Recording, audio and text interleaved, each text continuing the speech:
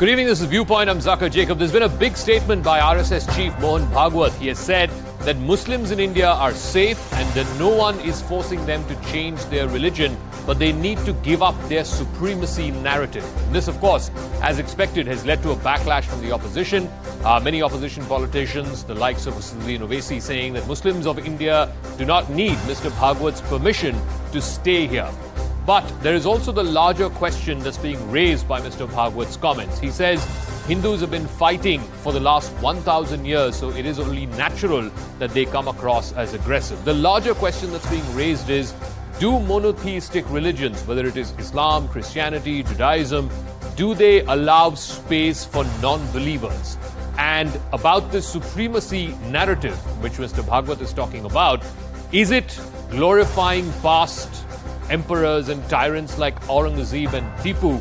Is that a sign of supremacy? Or is the RSS vision of India Sarva Dharma Samabhav, that all religions are treated equally, unity in diversity, as the old adage goes?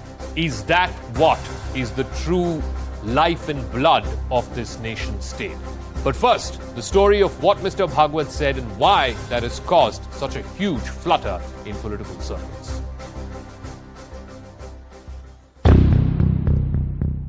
Months after visiting a mosque in Delhi, RSS chief Mohan Bhagwat said there is no threat to Islam in India. Speaking to RSS-affiliated magazines Organizer and Panchajanya, Bhagwat said, and I quote, "The simple truth is this: Hindustan should remain Hindustan. There is no harm to Muslims living today in Bharat. If they wish to stick to their faith, they can. If they want to return to the faith of their ancestors, they may. There is no stubbornness among Hindus, but at the same time, Muslims must abandon their boisterous rhetoric of supremacy." Unquote.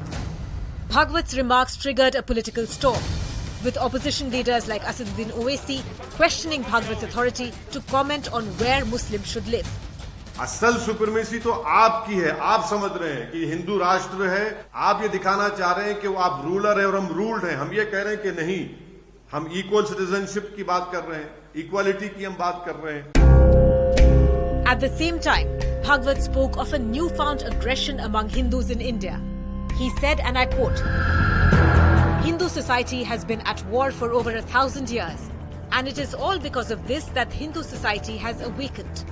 It is but natural for those at war to be aggressive. This war is not against an enemy outside, but against an enemy within. So there is a war to defend Hindu society, Hindu dharma, and Hindu culture." Today we have a government of Prime Minister Modi that is working on the agenda of Sabka Saath, Sabka Vikas, Sabka Vishwas, Sabka Prayas. A government that relentlessly is working on development for everyone, without distinguishing between any Indian citizen. And that's the correct position. Bharat के कुछ कट्टरपंथी लोग अपनी राजनीतिक रोटियां सेकने के लिए कहते हो कि मेरा मजहब ही सही है, बाकी को इसे स्वीकार करना ही पड़ेगा। ये जो साम्राज्यवादी सोच है, ये जो सुप्रीमेसी वाली थिंकिंग है, इससे प्रत्येक भारतीय को बाहर निकलना पड़ेगा।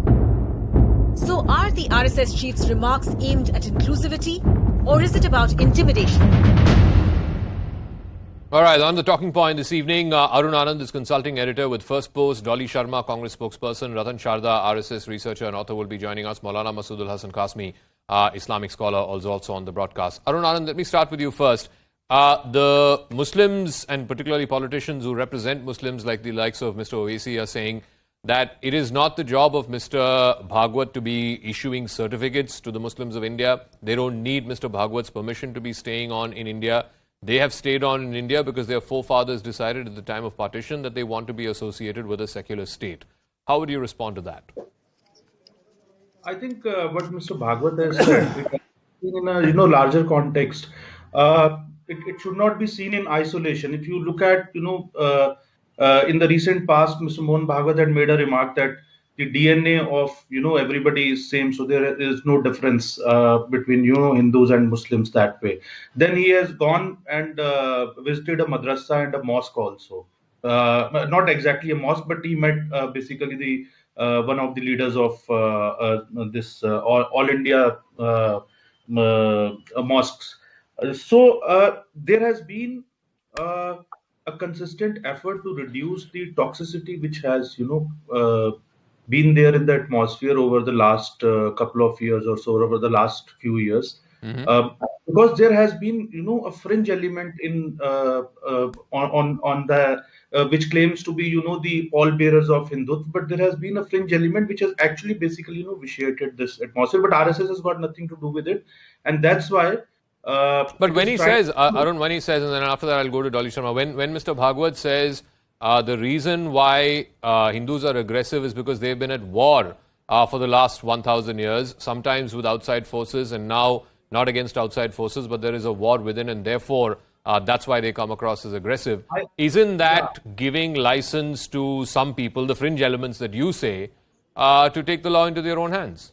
Zaka, it's a very interesting point which you made. I also want to clarify. The original interview which Mr. Bhagwat had given, he had given that interview in Hindi. And if you look at the Hindi transcript, actually the translation which has been done, and he has talked about being assertive, and he has not talked about being aggressive. When you say aggressive, it means basically you're targeting somebody. Yeah. But when you are assertive, so that's more of an affirmative kind of a thing, or that's more of a. So there has been sometimes the meaning is lost in translation also. So I would request everybody to go at and have a look at the Hindi transcript. So and I think. So let me ask Dolly Sharma, what is so problematic about what Mr. Bhagwat said? He's saying that there is no pressure on Indian Muslims. No one is saying that they have to convert back to Hinduism. If they want to stay on as Muslims, they can continue to stay on as Muslims. There is no threat to their identity, their religious identity as Muslims of India.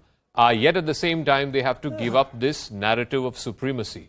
I'm presuming that what he is saying is, when Muslim politicians come out and glorify Tipu Sultan, when politicians go and visit the mazar of Aurangzeb, who has killed tens of thousands of people only because their religion did not happen to be Islam, then that is a supremacist narrative and that needs to go. If there are Muslim politicians who say that, we ruled this country for 1,000 years and we'll again come back and rule this country, that is a supremacist narrative that needs to go. So what is wrong in what he said? In India, we say unity in diversity.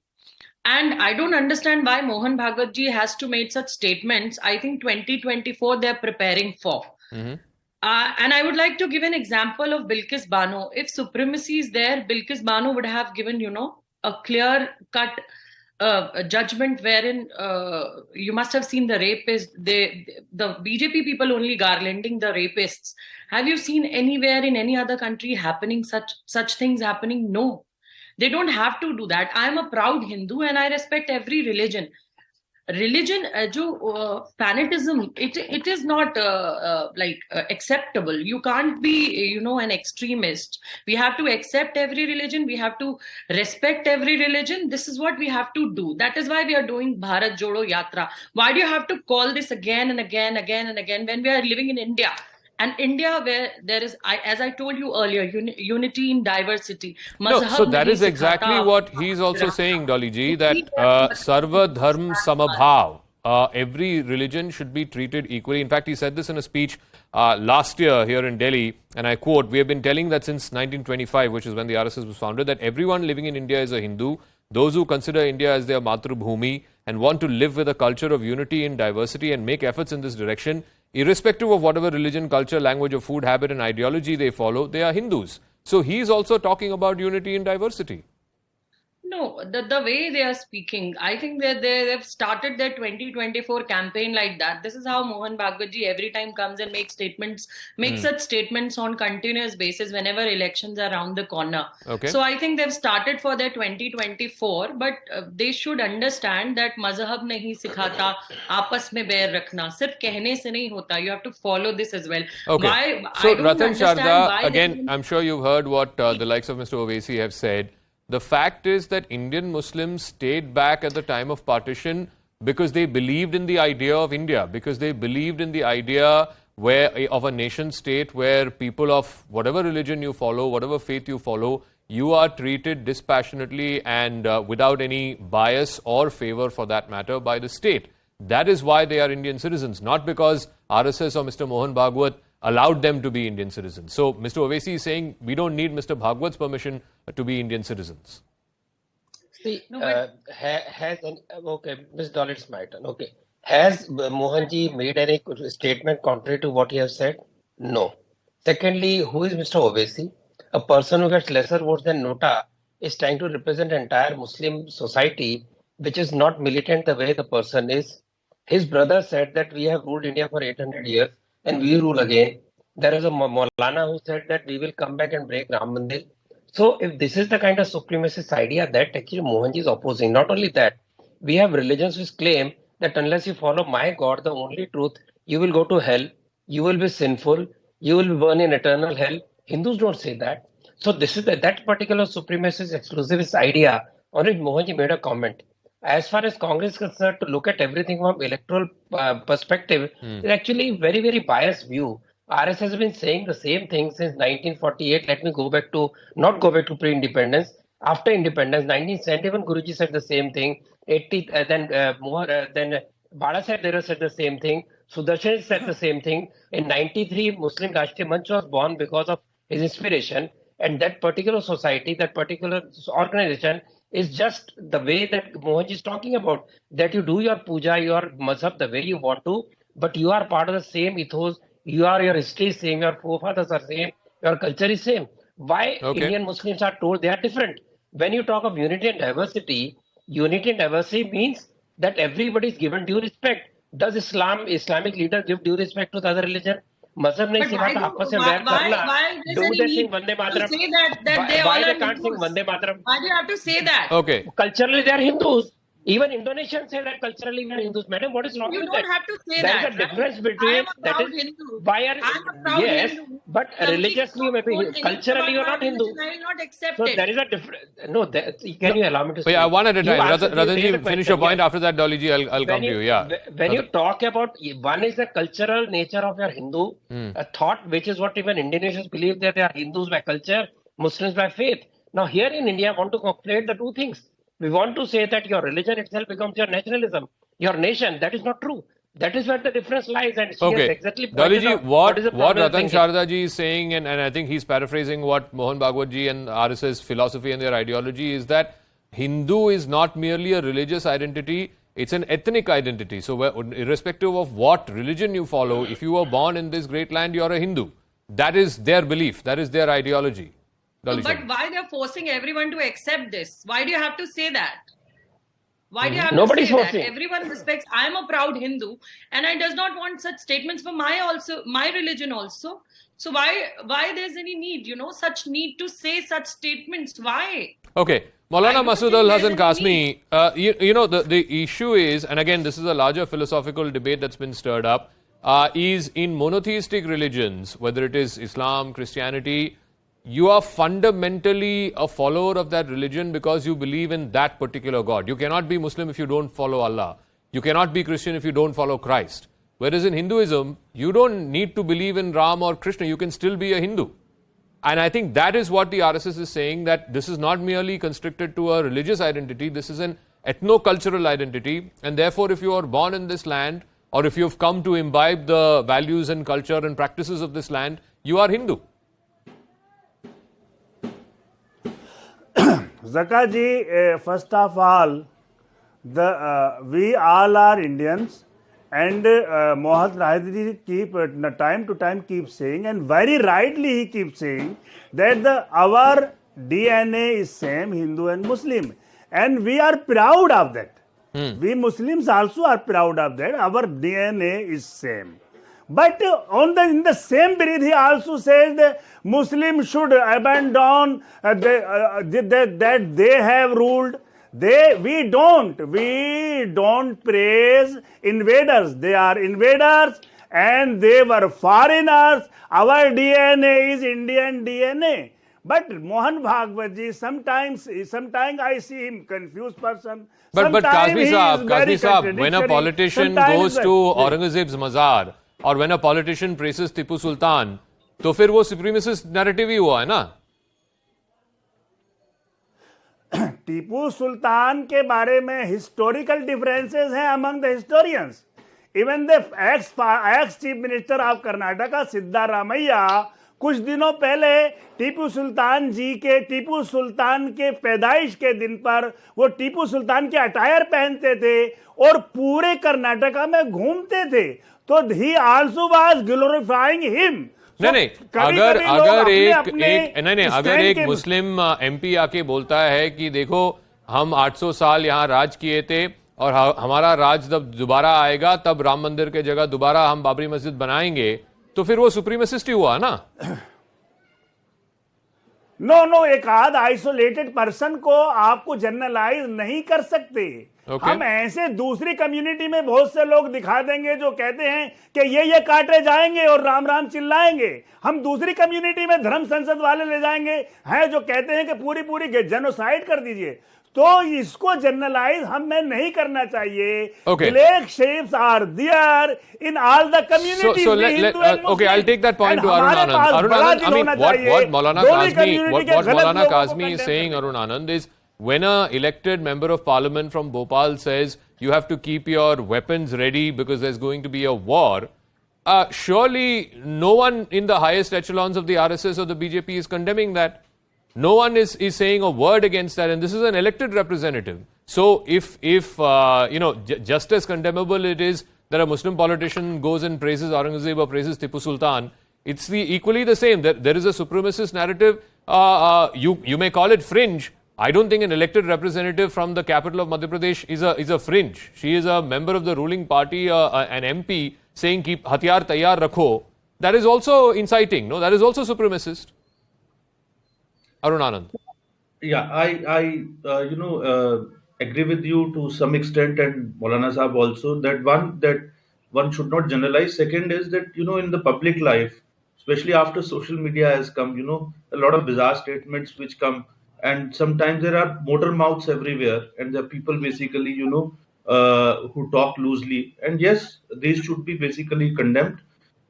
But see, the thing is that it doesn't happen always that it's done, publicly.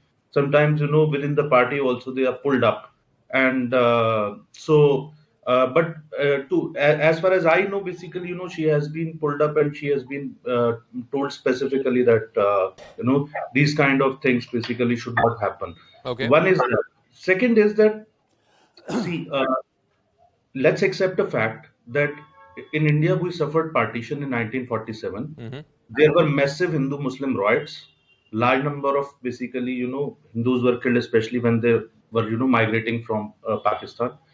And then after that, there has been a big fault line, which has been there. Let's not brush it under the carpet. And it has largely been there because a section of Muslims, radical Muslims, I would say, they are the radical Muslims. So they have been, talking about, they have been more focused on in terms of, I would say, they want to country to have a kind of a Sharia law and, the concept of Ummah. And that we have witnessed what happened in the Shah Banu case.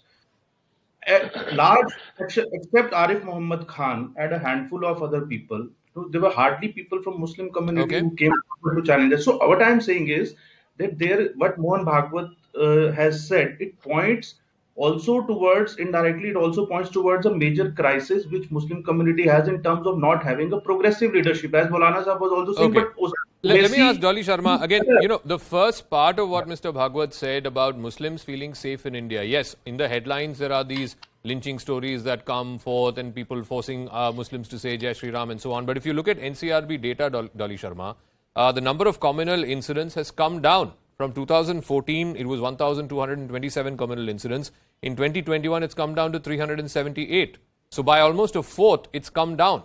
So if the number of communal incidents have come down, and if the BJP keeps saying that, we don't discriminate in our welfare schemes, हमारे जो लाभार्थी schemes है, वहाँ पे we don't discriminate between Muslims or Hindus or any other faith, then is this narrative that you folks are putting forth, Congress, other opposition parties, कि BJP, RSS communal है, लेकिन communal incidents तो कम आ रहे हैं उनके राज में.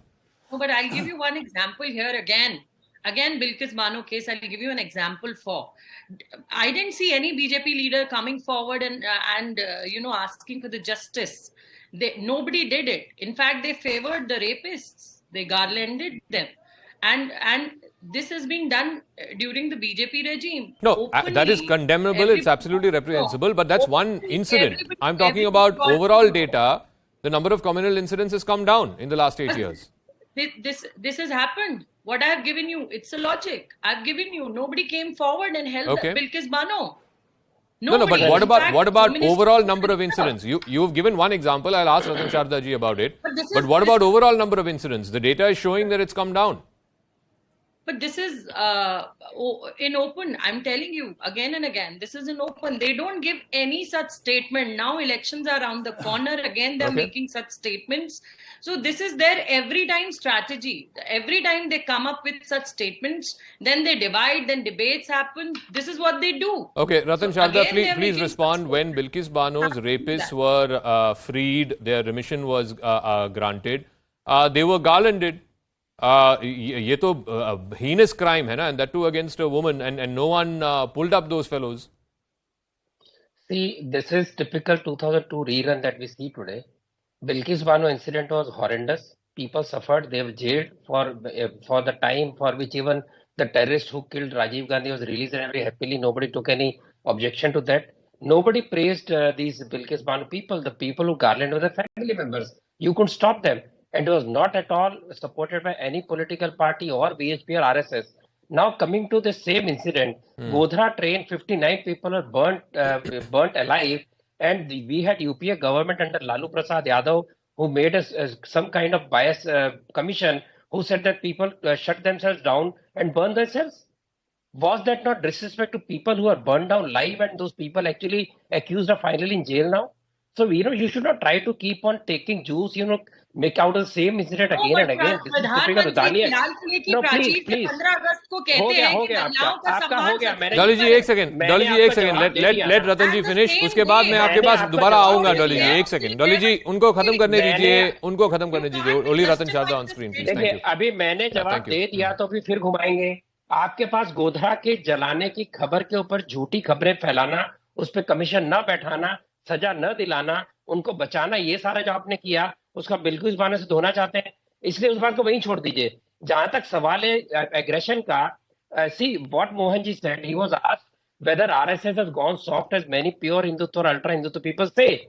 He said that's a long drawn battle where talked of 1,000 years of aggression against Hindu society, and such people exist. They do speak against RSS and also take aggressive stance or assertive stance. It should not be so. Even if a Hindu says so, it should not be appreciated. That is his stance. Okay. Now to say that are supporting them, it's not at all correct. Okay, And Dolly we trivialize Sharma to you talk respond of now. riots. There is Dolly no Sharma to big respond. riots Yeah. since 2004. Okay. Small riots, no big riots. Okay, But they will Ratan not ji, yeah. appreciate that Dolly because they want Sharma. riots. Yeah. I was not able to hear. No. Can You repeat wanted a to make a little, please? point. You wanted to make a point when Ratan ji was speaking. Yeah, now make that point. Yes. Yeah, I said you can't be justifying the rapists, No, he did not. He did not. Home He minister said that's ने letter condemnable. लिखा, 15 अगस्त को लाल किले की प्राचीर से प्रधानमंत्री कहते हैं कि महिलाओं का सम्मान के बिना देश की प्रगति और उन्नति नहीं हो सकती, और उसी दिन आप उन रेपिस्ट को छोड़ देते हैं संस्कारी बताकर. कैसे आप रेपिस्ट को छोड़ सकते हैं? कैसे आप मर्डरर्स को छोड़ सकते हैं? 1-2 का मर्डर नहीं, 7-8 लोगों का मर्डर किया, 3 साल की छोटी बच्ची को मारा और एक गर्भवती महिला के साथ रेप किया. Okay, You can't okay. be justifying Maulana this saying Kazmi, I'll give Maulana Kazmi the final word. heinous crime. It comes down to, अगर मोहन भागवत कह रहे हैं कि Hindu society has been at war with itself for the last 1,000 years, it will come across as aggressive. पहले वो outsiders के साथ था, अभी there is an internal war going on. उसके response में people like Mr. Akbaruddin Owaisi coming out and saying हमें 15 minute दो, 200 million Muslims will show what we are capable of. क्या वो aggressive नहीं है? क्या वो supremacist narrative नहीं है? वो भी तो है. देखिए, मैं फिर वही बात कहूंगा, ब्लैक शेप दोनों कम्युनिटीज में है. गलत लोग दोनों कम्युनिटीज में है, लेकिन परेशानी ये है कि जब आता है तो मैं अपनी कम्युनिटी को बचा जाता हूं, अपनी कम्युनिटी को कंडेम नहीं करते. ऐसे दिल चाहिए, ऐसे लोग चाहिए जो कहें कि असदुद्दीन ओवैसी के भाई ने जो किया वो भी गलत है, और प्रज्ञा सिंह ठाकुर ने जो कहा मारो काटो वो भी गलत है. मैं चाहूंगा, जिस तरह से मैं कंडेम कर रहा हूं, मैं अपने दोस्त रतन शारदा जी से भी चाहूंगा कि वो कंडेम करें. ये होगा बड़े दिल वाली बात. नहीं, उन्होंने जो बिल्किस बानो वाली बात जो डॉली जी ने बताया, उन्होंने कंडेम किया है. ऐसे नहीं कि उन्होंने आके बोला कि वो नहीं, अच्छी अभी बात एक हुई उनके साथ जो उनको आपने- रेमिशन आपने मिला, भी कहा, you उनको also- माला you वाला also- पहनाया, you also- किसी ने नहीं कहा कि वो अच्छी You बात है। also mentioned the Lok Sabha MP and MP from Lok Sabha said to maro kato churi taiyar karo. So this type of people should also be condemned from other side. Ratanji, final word, 30 seconds I have to wrap up. About Pragya Thakur, yes. Arun Anand or me? No, Ratan Sharda, last word. See, already Arunji has clearly said that there has been clear-cut instructions to Sadhvi not to speak this language, and we know that, and she is a very bitter person who has suffered a lot, unnecessary imprisonment, wrong cases and all that. So we should not compare her to any normal person because she has gone through that trauma and still she has been stopped every time she speaks the word. As far as Mohan Bhagwat is concerned, he has condemned lynching and he was criticized for that.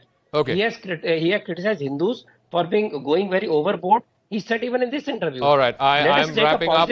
I'm I'm wrapping up. I'm completely out of time. Thank you very much to all our guests. I'm getting a piece of breaking news. I need to go to that now.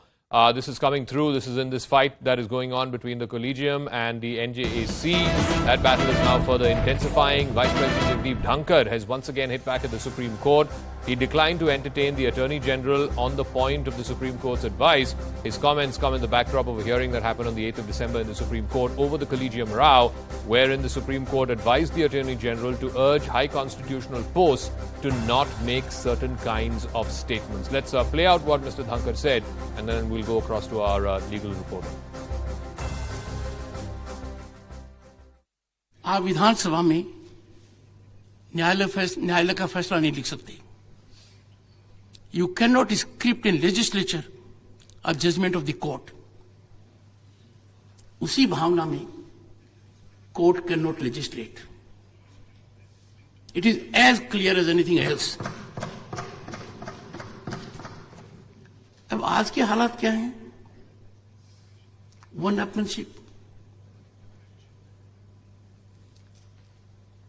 Public posting from judicial platforms. ये ठीक नहीं है. Okay, I want to go across to Ananya Bhatnagar. Just put this into context for our viewers. What was the Vice President referring to? Did this come up in court? And of course, how does this fit in with this whole battle that's going over the collegium system and the appointment of judges? Well, Zaka, on the last occasion when on December 8th, the matter was heard by the Supreme Court. The Supreme Court, after VP Dhankar had made certain comments over the NJAC and the collegium system, had advised the Attorney General to actually go and speak to these high constitutional posts, hinting at the Vice President and also at the Law Minister, clearly asking them to not make such a statement from such high constitutional post again.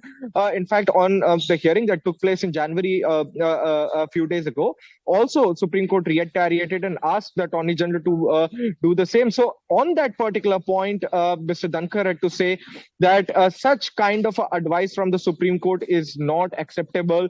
He has declined the Attorney General on that aspect and won't be considering that particular aspect. Apart from that, he said that judiciary and legislature and in fact a democracy can only function when these three parts of the democracy, that is the legislature, executive and the judiciary, go hand in hand. And in fact, he also said that public posting from judicial platforms is something that is not right and should not be done. He also said, in fact, that he would not accept the Supreme Court's advice about how high constitutional posts shall not make such a comment over systems that are in place, whether it's the collegium system or something else, is what VP Dhankar is trying to say. He, in fact, also stated that just like the legislature cannot script a constitutional judgment, just like the legislature cannot write a Supreme Court's judgment, a judicial work, the same applies to the judiciary as well, and the same should not be done by the judicial officers, is what VP Dhankar had to say. He was speaking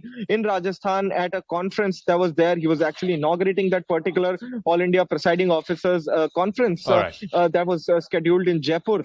And these were the comments that have come in. And his comments become very, very important, Zaka, because, this is the third time that VP Dhankar has stepped into this particular debate. First, he spoke at the LN Singhvi lecture. The second time he spoke from the parliament, and now again he has said the same thing. All right, Ananya, we'll leave it at that. Thanks very much, Ananya, our legal reporter there, putting into perspective why Vice President Dhankar said what he said. So this ongoing tussle between the executive and the judiciary set to continue. That's a wrap. Anusha joining you with a very special edition of The Biggest Exclusive, celebrating India's first ever Golden Globe win in the Natu Natu song from RRR.